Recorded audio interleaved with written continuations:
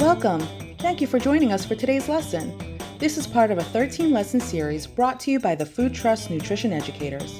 The Food Trust works to ensure that everyone has access to affordable, nutritious food and the information to make healthy choices. In this series, we'll be covering topics such as how to shop at a farmer's market, stretching your food dollars, storing fruits and vegetables, and more.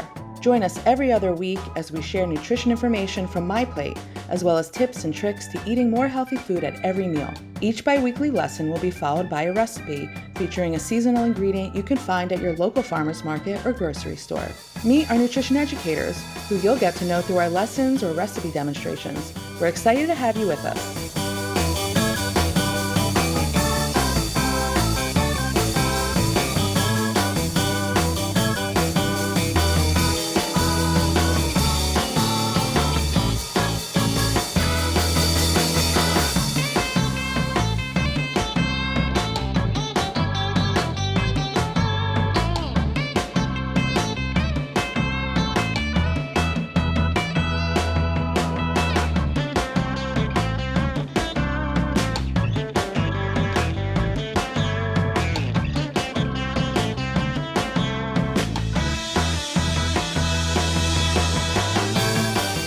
Thanks again for joining us. Please fill out our anonymous survey at the end of this video so that we can find out more about who we're reaching and how to serve our audience best. We hope you come back for our next lesson. See you then!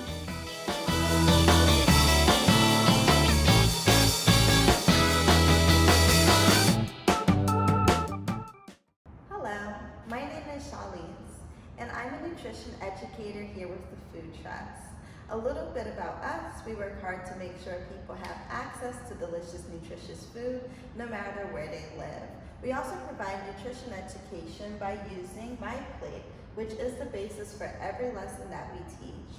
So here's just a little overview of the things you want to make sure that you know going forward as you watch our different lessons.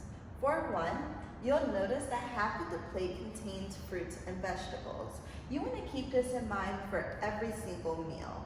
Now, while it can be difficult to think for fruits for dinner and vegetables for breakfast, there are a lot of creative ways in which you can combine both of those to make something delicious as well as nutritious. As you watch our lessons, we'll give you some more ideas onto how to make that happen. Along with that, we're looking for 6 ounces of grains every single day. So that can be half of it whole grains and half of it are refined grains. Whole grains, for instance, are oatmeal, brown rice, quinoa, whole wheat bread. Those are great sources of a nice whole grain. Now, of course, we'll explain a little bit more as to why that's good for us, but you want to keep in mind first things first is that it's really great for our hearts. So when you are choosing your grains, you want to make half of your grains whole, meaning that 3 ounces of the day, you want to try to make sure you're getting a whole grain, and you'll find balance between the ones that you like and the refined grains that you prefer. Along with that, we're looking for 6 ounces of protein daily. With 6 ounces of protein, we want to make sure that we want to mix up how we get our protein. There are 2 types, animal-based protein and plant-based protein. With animal-based protein, it provides a great source of iron, which is super awesome for our bodies, but it doesn't provide any fiber. Versus plant-based protein, where the iron is a little bit harder to digest, but it provides us with fiber. That's when you want to make sure you're getting a nice balance of both. When you're choosing the size of meat, you want it to be the size of your palm of your hand. When you're choosing your plant-based protein, you want to at least get like a cup of beans, maybe even a 4th cup of nuts and seeds. Just make sure you're reading the labels and see what serving size is going to work for your protein goals. Last thing we have is dairy. With dairy, we want to make sure we're getting 3 cups of it daily. This is a great source of calcium. But if you don't eat dairy products for whatever reason, there are other options as well. There's non-dairy milk, there's kale, and other dark leafy green vegetables that count as a vegetable on my plate, but also counts as our calcium source as well. So you can kind of Get 2 different food groups covered with 1 vegetable. Along with that, there's even fortified orange juice as well as fortified bread that'll have calcium in it. So if you choose to eat dairy products, milk, cheese, and yogurt. If you choose to eat non-dairy milk, dark leafy green vegetables, and fortified products. Thank you so much for tuning in to today's lesson. We look forward to seeing you in the next one. Bye.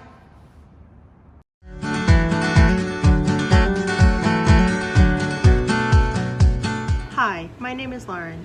I'm a SNAP-Ed nutrition educator with the Food Trust, and today we're going to talk about nutrition labels.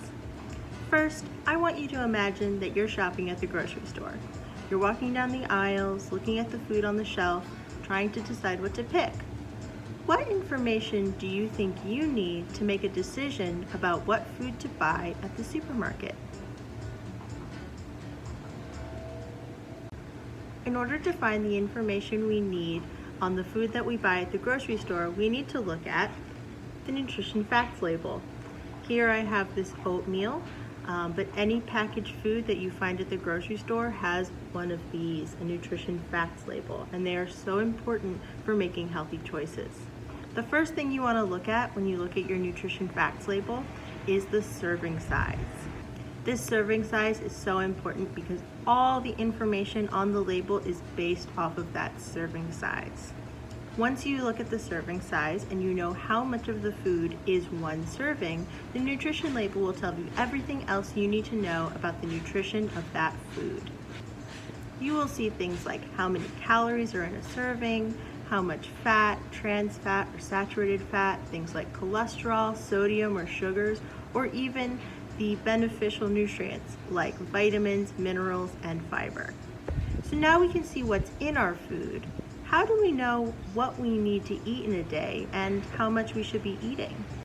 Let's take a look at the nutrition label on the oatmeal again. In 1 serving, which is half a cup, there's 150 calories, 3 grams of fat, no cholesterol or sodium, 27 grams of carbohydrates, 4 grams of dietary fiber, 1 gram of sugar, and in this oatmeal some of the nutrients we have are iron, potassium, thiamine, phosphorus, and magnesium. Well, now we know how much of all of these different nutrients are in our food. How do we know how much we should be having in a day? Well, that's where the daily percent value column comes in.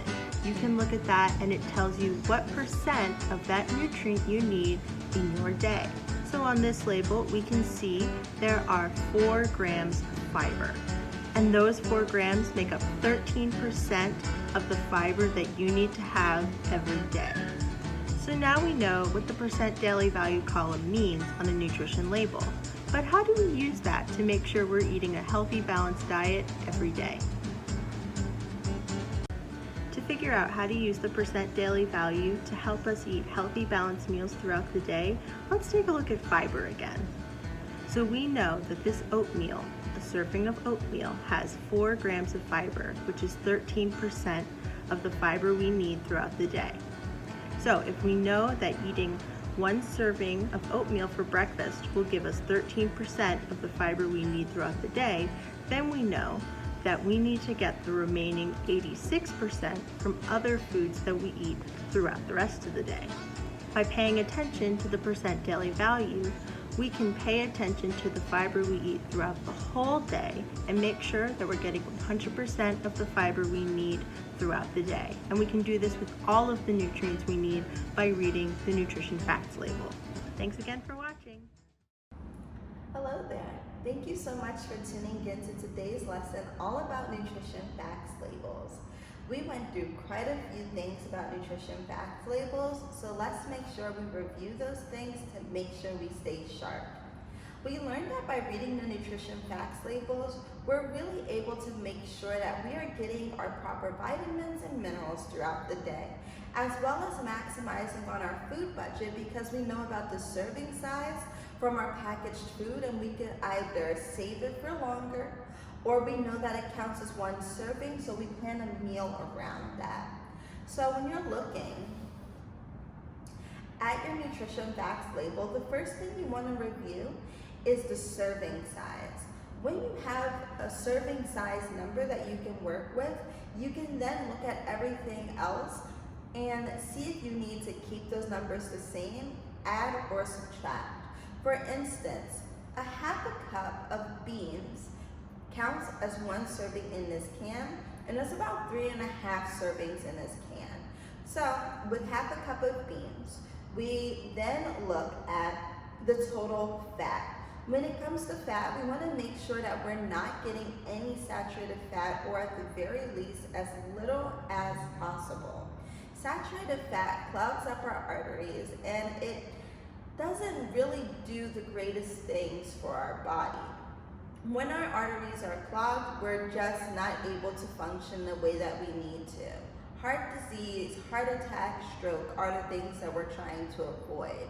So when you cut down on your saturated fat, you're gonna be in a better place. What you're looking for instead is more of a polyunsaturated fat or monounsaturated fat. Those are healthy fats that don't do as much damage to your arteries. Along with that, you don't want to use any trans fat. Trans fat is even fattier than saturated fat, which really is going to clog your arteries and give you those ailments that we are trying to avoid. So when you look at your nutrition facts labels, the total fat will give you the amount of grams that are in there, but they'll break down the types of fat, and then you can go from there. The next thing I like to look at is the sodium. When you look at the sodium, especially in your canned foods, you want to make sure that you are getting the least amount of sodium possible. When you're getting your canned goods, of course, you can get the low sodium version. But if you're unable to, make sure that you're rinsing those vegetables to get off all of that extra sodium. If, for instance, you're eating something like ramen, you want to make sure that you are reading that serving size and planning around it. So if it's a really big amount of sodium for that one serving size of ramen, maybe you'll make something else for dinner, for breakfast, with a lot less sodium to find a balance throughout the day. So that's just something to keep in mind. Along with that, we want to make sure we're looking at the fiber too. 2 grams of fiber is a good source of fiber. Anything less than that is all right, but we're looking for 2 grams. Along with that, we want to look at the very bottom, which gives us the various vitamins and minerals that are in our packaged food item. If it's 10% or more, that is a good source of that type of vitamin or mineral. We're looking for 100% of the daily value every day. So we want to make sure when we look at our serving sizes, that we are making sure that we reach those goals. For instance, a half a cup of beans gives you 10% of the iron you're looking for daily. If you were to eat this whole can, that would give you 35% of the iron that you're looking for throughout the day. And this is only one meal. So from there, you can plan your next few meals to make sure you're reaching those iron goals as well as the rest of your vitamins and minerals. The percentages here are here to help you to conceptualize just how much you need. So again, when you're looking at your nutrition facts label, make sure that you're going through every single thing, and you can compare your items based off of that. I know we often compare items based off of the brand names that we know, but sometimes the different brands will vary in terms of its nutritional content. So look at the back, see what that nutritional label has to offer. Lastly, along with looking at the nutrition facts label, we want to make sure that we're looking at the ingredients as well. How do we know something is a whole grain, for instance? The first ingredient will say whole, whatever that grain is. And that's how we know it's a whole grain versus a refined one. When you look at the sugar portion of the nutrition facts label, you want to make sure you're limiting your added sugar.